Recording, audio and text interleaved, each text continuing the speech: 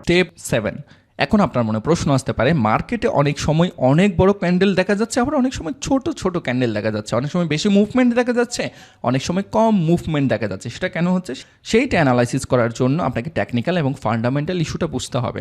Most importantly technical analysis, fundamental analysis এটা different একটা ব্যাপার। টেকনিক্যাল অ্যানালাইসিস যে বিভিন্ন ট্রেন্ড ফাইন্ড আউট করা, সাপোর্ট রেজিস্ট্যান্স দেখা, ক্যান্ডেলস্টিকের সাইকোলজি বোঝা, এই সব ব্যাপার নিয়ে টেকনিক্যাল অ্যানালাইসিস বলা হয়। আর ফান্ডামেন্টাল ব্যাপারটা জানার জন্য, মানে মার্কেটে যে এত বড় ক্যান্ডেল হচ্ছে বা এত বেশি মুভমেন্ট হচ্ছে সেটা বোঝার জন্য আপনি নিউজ দেখতে হবে, কোন সময় নিউজ আছে সেটা জানার জন্য forexfactory.com আপনি চলে যাবেন। আপনি যেই দেশে আছেন সেই দেশের সময়টা আপনি দেখবেন।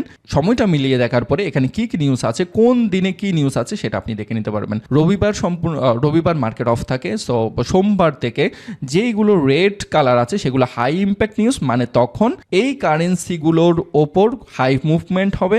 কোনো ধরনের নিউজ না থাকে তখন কম মুভমেন্ট হয়। হাই ইম্প্যাক্ট নিউজগুলো আপনি ফলো করবেন। জাস্ট আপনি যদি ক্যাট ভিত্তিক কোনো ধরনের পেয়ারে ট্রেড করেন সেই ক্ষেত্রে এই সময়টা আপনি মেনশন করে রাখবেন। এই সময়টাও দেওয়া আছে, দিনটাও দেওয়া আছে, তারিখটাও দেওয়া আছে, সেইটা দেখে আপনি এই সময়টা অ্যাভয়েড করার চেষ্টা করবেন। অথবা যদি এন্ট্রি থাকে মাস্ট বি অ্যাসেল দিয়ে রাখবেন।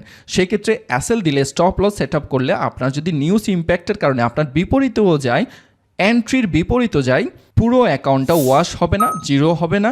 যেইটুক স্টপ লস সেট আপ করেছেন সেইটুক লস হবে, অথবা অনেক প্রফিটও হতে পারে।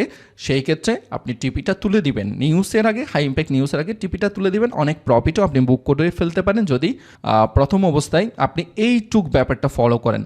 এই ভিডিওতে যথেষ্ট পরিমাণ লাইক, কমেন্ট, সাবস্ক্রাইব আসে এবং কমেন্ট বক্সে আপনাদের রিকোয়েস্ট যদি পেয়ে থাকে, ভবিষ্যতে টেকনিক্যাল এবং ফান্ডামেন্টাল নিয়ে টোটাল একটা সম্পূর্ণ কোর্স করব, যেটা হয়তো 1-2 ঘন্টার কম হবে না। ঝটপট কমেন্ট করুন।